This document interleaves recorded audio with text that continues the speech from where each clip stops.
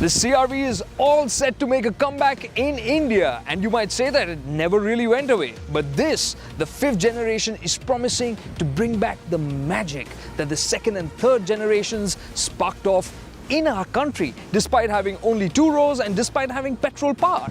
So what does this one have that'll make it special? Before we proceed, click on the subscribe button and the bell icon to stay up to date with all our latest videos. So, the first special factor is... I already gave it away, it's the engine. This is a diesel now, and it's a 1.6-litre diesel. Yes, that's lesser than the competition, and it's related to the 1.5 diesel that Honda is offering in India. All of you must have been like, how noisy is this? Well, let's find out.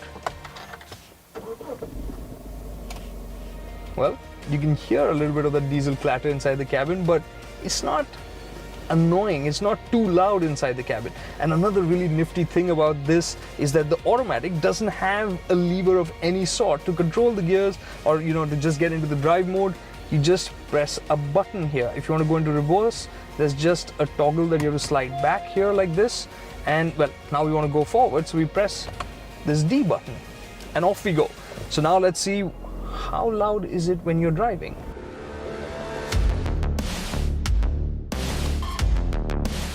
Well, as you can see, when you're accelerating, the diesel rumble does get a little bit louder, but still, I don't think this is something that you would complain about.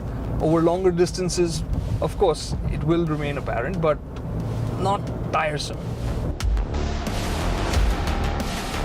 Once you get to your desired speed, the engine becomes quiet again. And it also feels smooth enough. So what's the diesel like to drive? Well, one thing's for sure, don't be in a hurry when you're driving this one, because it has its own attitude, which is kind of laid back.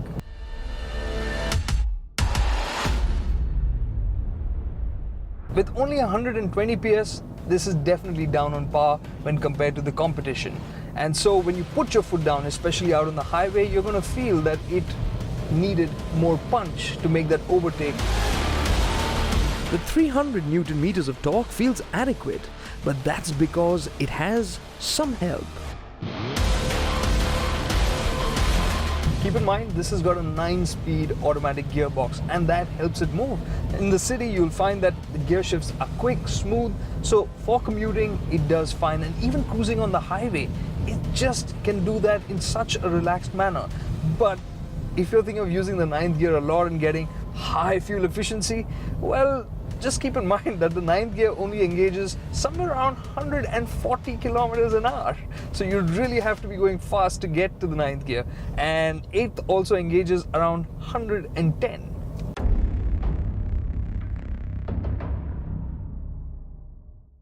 At these high speeds, the CR-V feels composed.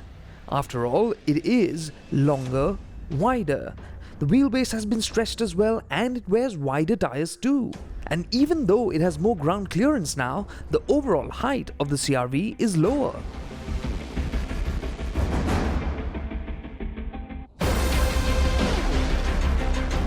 Despite being bigger than before, it still feels like a car to drive, which means you don't bounce around, and when a corner turns up, it doesn't roll through it. It stays nice and clean, and part of the reason for that is also the all-wheel drive system.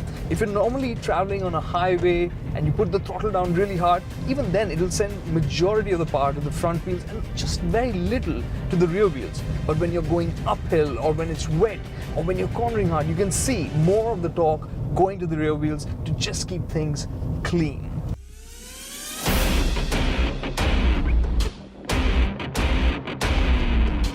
At about 1700 kilograms, the diesel CR-V is about 130 kilograms heavier than the petrol variant. But it is still light for an SUV of this size. So it is car-like to drive. But what about being driven? Now when you're going over less than perfect concrete here in the CR-V, you do realize that the ride gets a little bit bumpy. It would have been nice if it was a bit more plush. But Then I saw a couple of traditional SUVs go by, and you could see them really bounce around, which wasn't the case here in the CR-V. So yes, it is more car-like, but definitely could be a bit flatter and smoother. And talking about being driven around, the second thing that makes the CR-V special is here. From that angle, this might seem like an oddly high boot floor and a strange place to have a storage area, but that's because this is just a partition which helps make the floor flat, because this is the third row of seats here now. To get into the third row, you tug this, the seat flips down, then you tug this strap, it slides forward, release once, yank at it again, and then it flips forward completely. There's a nice little strap here to secure it in place in case you intend to keep it this way. And then you kind of course, step in. As you can see right now, I do not have knee room to get behind the seat. That's because the middle seat has been pushed all the way back. It slides, yes, but it can be pushed forward. And when I do that, I can definitely get in. I have enough space. I'm 5'6", but that means taller adults will definitely find this a bit of a squeeze. And I guess primarily this would be a good space for kids to spend long distances in. Now in the back, there are a few conveniences. For instance, you have a bottle holder, a little cubby here to store stuff in. You have roof-mounted aircon vents with blower control as well. And last but definitely not the least, the side curtain airbags extend all the way till the back. You could easily spend a lot of time here in the back seat of the CR-V doing long distances because it's really quite spacious, great width, lots of knee room, and it feels airy. Remember, there's a panoramic sunroof which will come to India. Which all variants we don't know right now, but it is coming. And if you think this much room isn't enough, remember, we can just push it all the way back, in which case you can really lounge around, right? And to make you all the more comfortable, you have floor mounted aircon vents as well, and with 2 charging ports here. That's aside from the roof mounted aircon as well. But there is one shortcoming, and that's the headroom. I'm only 5'6", so taller occupants will have an issue. That's the sunroof eating into the space a bit, as well as those vents. Now, moving ahead. And the business seat. We'll finally talk about it. Well, one thing's for sure. This experience, it's definitely richer and a lot more upmarket. It's because of the design of the dashboard. You've seen these vents on top here in another Honda car in India, the Amaze. You know where it got inspired from. You can see the new instrument cluster here for the driver, really rich in terms of what all is showing. It's fully digital, easy to read on the go. And then there's of course the new 7-inch touchscreen display here, which has Apple CarPlay compatibility. It also minimizes the number of buttons Honda had to use because some of the climate control features, the controls come up on the display. And then it comes to the materials that have been used. Soft touch materials here on the dash, on the door pad, and this faux wood really looks well done here. And last but not the least, I have to talk about the seats. These are large, they are supportive, and the driver's seat is fully powered. So it's got, a seat height adjust back and forth. It also rocks front and back to get you that perfect driving position that you want. The passenger seat though is completely manual.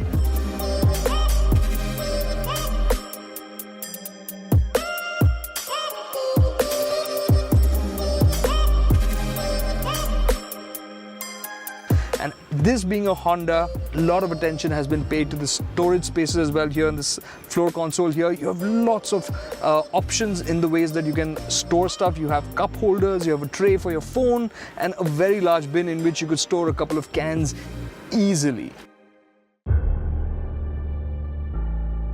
And when it comes to safety, the CR-V has 6 airbags, ABS, vehicle stability control, and hill start assist. The usual. And well, some more. Here in Indonesia, the CR-V comes with Honda's Sensing Pack, which basically has radar and camera-based assist systems that includes adaptive cruise control, lane keeping assist, road departure warning, so basically warns you if you're making a lane change at the wrong time or if you're running off the road. And adaptive cruise control is pretty cool because you can just set the speed and it even steers gently on its own. But this will not be coming to India. What we will get in India is another feature called Lane Watch. And that is really cool because this cabin is wide. So when you want to turn to the right, here in Philippines where I'm sitting on the wrong side of the car and driving on the wrong side of the road compared to India, if I have to look out to the passenger side mirror, I actually have to turn my head all the way there, which is way away from the road up ahead. So when I just indicate, a camera gets triggered under the ORVM over there, which shows me what's there behind me on that side, which makes it so much easier to make lane changes. I really like this. So when the CR-V comes to India in October, it will be available with the diesel as a 7-seater. There will also be a petrol. This 2-litre engine will only be offered as a front-wheel drive, and it is likely to have only 5 seats on offer.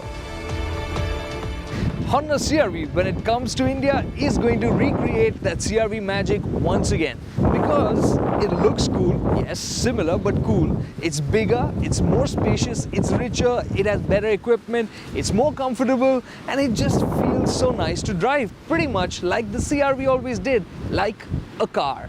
But there is one thing missing, and that's the punch from the engine. As of now, the way it drives, it is calm, whether it's commuting or cruising on the highway. But it isn't exciting when you put your foot down. That aside, Honda will be offering the diesel with 2-wheel drive, all-wheel drive, only with an automatic transmission, and there will also be a petrol on offer. A 2-litre petrol with a CVT automatic. Now expect the CR-V to be priced between 28 and 30 lakh rupees, and that, if you're looking for an urban SUV, will make the CR-V something to look forward to.